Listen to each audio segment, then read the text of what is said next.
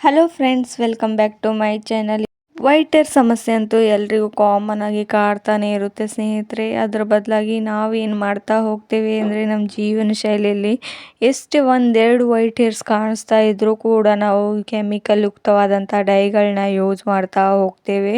ಎಷ್ಟೆಲ್ಲ ಯೂಸ್ ಮಾಡ್ತೇವೆ ಅಂದರೆ ತುಂಬಾ ವೇಗವಾಗಿ ಬ್ಲ್ಯಾಕ್ ಆಗಬೇಕು ಆ ಥರವಾಗಿ ಒಂದು ಕೆಮಿಕಲ್ನ ಯೂಸ್ ಮಾಡ್ತಾ ಬರ್ತೇವೆ.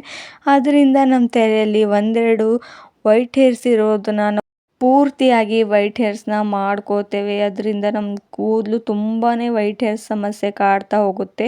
ವೇಗವಾಗಿ ಏನೋ ಆ ಕೆಮಿಕಲ್ನಿಂದ ವೈಟ್ ಹೇರ್ಸು ಕಡಿಮೆ ಆಗ್ತಾ ಹೋಗುತ್ತೆ. ಆದರೆ ಮತ್ತೆ ನಮಗೆ ನೆಕ್ಸ್ಟ್ ಡೇ ನಾವು ಯಾವಾಗ ಯೂಸ್ ಮಾಡೋದಿಲ್ವೋ ಆವಾಗ ಮತ್ತೆ ಜಾಸ್ತಿ ನಮಗೆ ಎಷ್ಟು ವೈಟ್ ಹೇರ್ಸ್ ಇರುತ್ತೆ ಅದಕ್ಕಿಂತ ದುಪ್ಪಟ್ಟಾಗಿ ವೈಟ್ ಹೇರ್ಸ್ ಆಗ್ತಾ ಹೋಗುತ್ತೆ ಸ್ನೇಹಿತರೆ. ಯಾವುದೇ ಒಂದು ಕೆಮಿಕಲ್ನ ಯೂಸ್ ಮಾಡೋ ಬದಲು ನಾವು ಹೀಗೆ ನ್ಯಾಚುರಲ್ ಆಗಿ ಮನೆಯಲ್ಲೇ ರೆಡಿ ಮಾಡ್ಕೊಂಡಿರುವಂಥ ಡೈಗಳನ್ನ ಹಾಕೊಳ್ತಾ ಹೋಗಬೇಕು. ಅದರಿಂದ ನಮ್ಮ ಕೂದಲು ಕೂಡ ಕಡಿಮೆಯಾಗಿ ವೈಟ್ ಹೇರ್ಸ್ ವೇಗವಾಗಿ ವೈಟ್ ಹೇರ್ಸ್ ಕಡಿಮೆ ಆಗುತ್ತೆ ಅಂತ ಹೇಳೋದಿಲ್ಲ ಸ್ನೇಹಿತರೆ.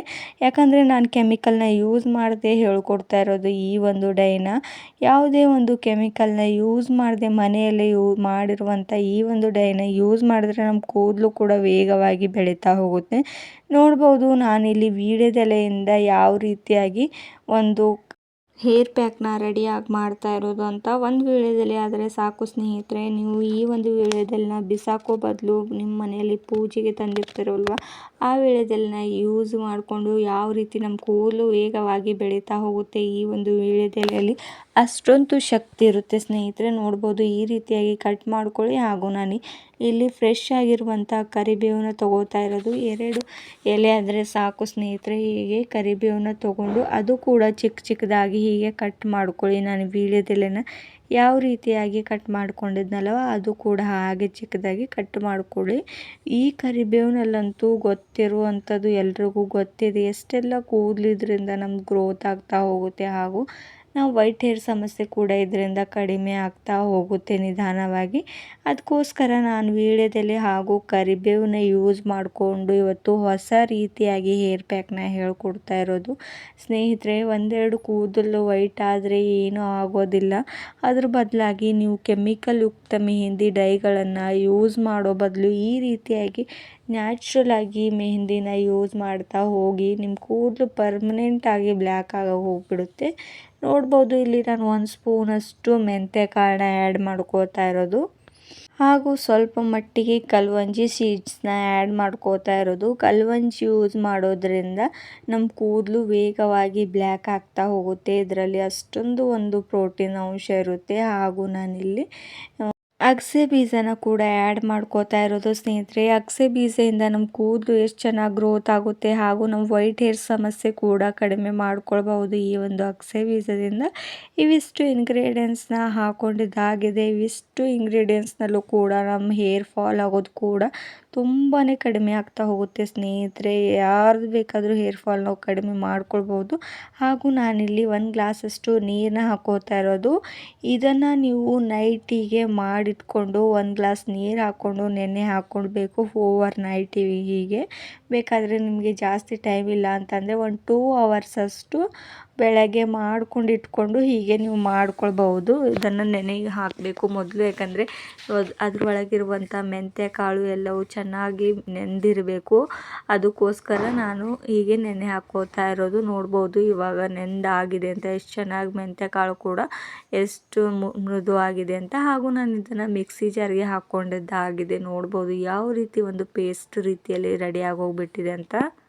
ಇವಾಗ ನಾನು ನಿಮಗೆ 1-2 ಟೈಪ್ ಆಗಿ ನಿಮಗೆ ಹೇಳ್ಕೊಡ್ತೇನೆ ಸ್ನೇಹಿತರೆ. ನಿಮ್ಮ ಹೇರ್ ಫಾಲ್ ಜಾಸ್ತಿ ಆಗ್ತಾ ಇದ್ದರೆ ಈ ಒಂದು ನೀರು ಇವಾಗ ರೆಡಿ ಆಗೋಗ್ಬಿಟ್ಟಿದೆ ಅಲ್ವಾ, ಇದನ್ನು ಹೀಗೆ ನೀವು ಹಚ್ಕೊಂಡು ನೀವು ತಲೆ ಸ್ನಾನ ಮಾಡ್ಕೊಳ್ಬೋದು. ಯಾವುದೇ ಒಂದು ಮೆಹಂದಿ ಸೇರಿಸೋ ಅಗತ್ಯ ಇಲ್ಲ.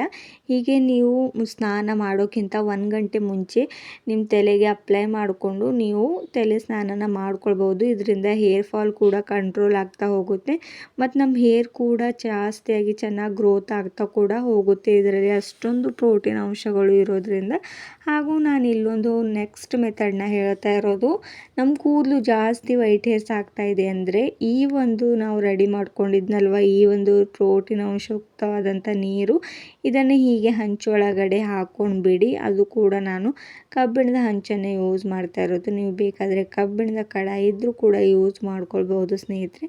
ಈ ರೀತಿ ಸ್ವಲ್ಪ ಹಾಕ್ಕೊಂಡು ಬಿಡಿ. ನಿಮಗೆ ಎಷ್ಟು ಮೆಹಂದಿ ಆಗುತ್ತೆ, ನಿಮ್ಮ ವೈಟ್ ಹೇರ್ಸ್ ಎಷ್ಟಾಗಿದೆ ಅಂತ ನೋಡಿಕೊಂಡು ನೀವು ಈ ನೀರನ್ನ ಯೂಸ್ ಮಾಡ್ಕೊಳ್ಬೋದು. ಈ ನೀರನ್ನ ಸ್ವಲ್ಪ ಹೊತ್ತು ಒಂದು 2 ಮಿನಿಟ್ಸ್ವರೆಗೂ ಚೆನ್ನಾಗಿ ಕುದಿಯೋದಕ್ಕೆ ಬಿಡಬೇಕು. ನೋಡ್ತಾ ಇದ್ದೀರಲ್ವ, ಈ ಒಂದು ನೀರು ಒಂದು 2 ಮಿನಿಟ್ಸ್ವರೆಗೂ ಕುದ್ದ ತಕ್ಷಣ ನಾನು ಇದರ ಒಳಗಡೆ ಹೀನಾ ಮೆಹಂದಿನ ಯೂಸ್ ಮಾಡ್ಕೋತಾ ಇರೋದು.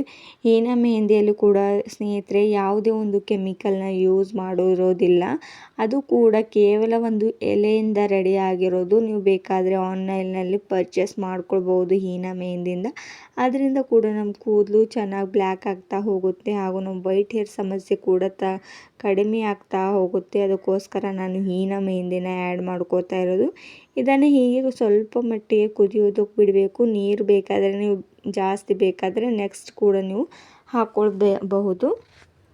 ಈ ಒಂದು ಮೆಹಂದಿನ ನೀವು ಒಂದು 1/2 hour ಹೀಗೆ ಬಿಟ್ಟಿಡಬೇಕು. ಮೇಲೇನಾದರೂ ಒಂದು ಮುಚ್ಚಳನ ಹೀಗೆ ಬಿಟ್ಟಿಡಬೇಕು. ಬಿಟ್ಟಿದ ನಂತರ ಯಾವ ರೀತಿಯಾಗಿ ಬ್ಲ್ಯಾಕ್ ಆಗಿದೆ ಅಂತ ನೋಡ್ತಾ ಇದ್ದೀರಲ್ವ ಸ್ನೇಹಿತರೆ, ಎಷ್ಟು ಕಲರ್ ಕಪ್ಪಗಾಗಿ ಕಾಣಿಸ್ತಾ ಇರೋದಂತ. ಯಾವ ರೀತಿ ನ್ಯಾಚುರಲ್ ಆಗಿ ಈ ಒಂದು ಮೆಹಂದಿ ಇವಾಗ ರೆಡಿ ಆಗೋಗ್ಬಿಟ್ಟಿದೆ.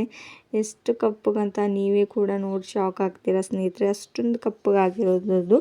ಹಾಗೂ ನಾನು ಇದನ್ನು ಅಪ್ಲೈ ಕೂಡ ಮಾಡಿ ತೋರಿಸ್ತೇನೆ ಸ್ನೇಹಿತರೆ. ನಮ್ಮ ವೈಟ್ ಹೇರ್ಸ್ ಎಲ್ಲೆಲ್ಲಿದೆಯೋ ಅಲ್ಲಿ ಕೂಡ ಹಚ್ಕೊಳ್ಬಹುದು. ಹಾಗೆ ನಿಮಗೆ ವೈಟ್ ಹೇರ್ ಸಮಸ್ಯೆ ಕೂಡ ಇಲ್ಲ ಅಂದರೂ, ನಿಮ್ಮ ಹೇರ್ ಫಾಲ್ ಸಮಸ್ಯೆ ಜಾಸ್ತಿ ಇದ್ದರೂ ಕೂಡ ಈ ಒಂದು ಮೆಹಂದಿನ ಯೂಸ್ ಮಾಡ್ಕೊಳ್ಬೋದು. ನೋಡ್ತಾ ಇದ್ದೀರಲ್ವ, ಜಾಸ್ತಿ ಏನು ವೈಟ್ ಹೇರ್ ಸಮಸ್ಯೆ ಇಲ್ಲ, ಆದರೂ ಕೂಡ ಹೇರ್ ಫಾಲ್ ಜಾಸ್ತಿ ಆಗ್ತಾಯಿದೆ ಅಂತ ಈ ಒಂದು ಮೆಹಂದಿನ ಹೀಗೆ ಅಪ್ಲೈ ಮಾಡ್ಕೋತಾ ಇರೋದು. ಎಲ್ಲೆಲ್ಲಿ ನಮ್ಮ ವೈಟ್ ಹೇರ್ಸ್ ಇದೆಯೋ ಹೀಗೆ ನೀವು ಬಿಚ್ಚಿಬಿಟ್ಟು ಅಲ್ಲೇ ಹೀಗೆ ವೈಟ್ ಹೇರ್ಸ್ನ ರಿಮೂವ್ ಮಾಡೋದಕ್ಕೆ ಈ ಒಂದು ಮೆಹಂದಿನ ಅಪ್ಲೈ ಮಾಡ್ಕೊಳ್ಬಹುದು. ಹಾಗೂ ಈ ಒಂದು ಮೆಹಂದಿನ ಹಚ್ಕೊಂಡು 1-2 hours ನೀವು ಹಾಗೆ ಬಿಡಬೇಕು ಸ್ನೇಹಿತರೆ. ಬಿಟ್ಟಿದ ತಕ್ಷಣ 1-2 hours ಆದಮೇಲೆ ನೀವು ನಾರ್ಮಲ್ ವಾಟರ್ನಿಂದ ತಲೆ ಸ್ನಾನನ ಮಾಡ್ಕೊಳ್ಬೇಕು. ನೀವು ಈ ನೆಕ್ಸ್ಟ್ ಡೇ ಶಾಂಪು ಹಾಕ್ಕೊಳ್ಳಿ, ಯಾವಾಗಲೇ ಹಾಕ್ಕೊಳ್ಳೋಕೆ ಹೋಗಬೇಡಿ. ಯಾಕಂದರೆ ಚೆನ್ನಾಗಿ ರಿಸಲ್ಟ್ ಸಿಗೋದಿಲ್ಲ ನಿಮಗೆ ಯಾವಾಗಲೇ ಶಾಂಪು ಹಾಕ್ಕೊಂಡ್ರೆ. ಈ ರೀತಿಯಾಗಿ ನಿಮ್ಮ ಫುಲ್ ಹೆಡ್ಸ್ಗೆ ಈ ಒಂದು ಮೆಹಂದಿನ ಅಪ್ಲೈ ಮಾಡ್ಕೊಳ್ಳಿ ಸ್ನೇಹಿತರೆ. ನಿಮಗೂ ಕೂಡ ಇವತ್ತಿನ ಒಂದು ವಿಡಿಯೋ ಇಷ್ಟವಾದರೆ ಲೈಕ್ ಮಾಡಿ ಹಾಗೂ ಶೇರ್ ಆ್ಯಂಡ್ ಕಮೆಂಟ್ ಮಾಡೋದು ಮರಿಬೇಡಿ. ಹಾಗೂ ನೀವು ಕೂಡ ಸಬ್ಸ್ಕ್ರೈಬ್ ಮಾಡ್ಕೋದೆ ನೋಡ್ತಿದ್ರೆ ನೀವು ಕೂಡ ಸಬ್ಸ್ಕ್ರೈಬ್ ಮಾಡ್ಕೊಳ್ಳಿ. ಹಾಗೂ ಮುಂದಿನ ಒಂದು ವಿಡಿಯೋದಲ್ಲಿ ಮತ್ತೆ ಸಿಗೋಣ ಸ್ನೇಹಿತರೆ. ಅಲ್ಲಿವರೆಗೂ ಮತ್ತೆ ಒಂದು ವಿಡಿಯೋಕ್ಕಾಗಿ ಕಾಯ್ತಾ ಇರಿ. Thank you.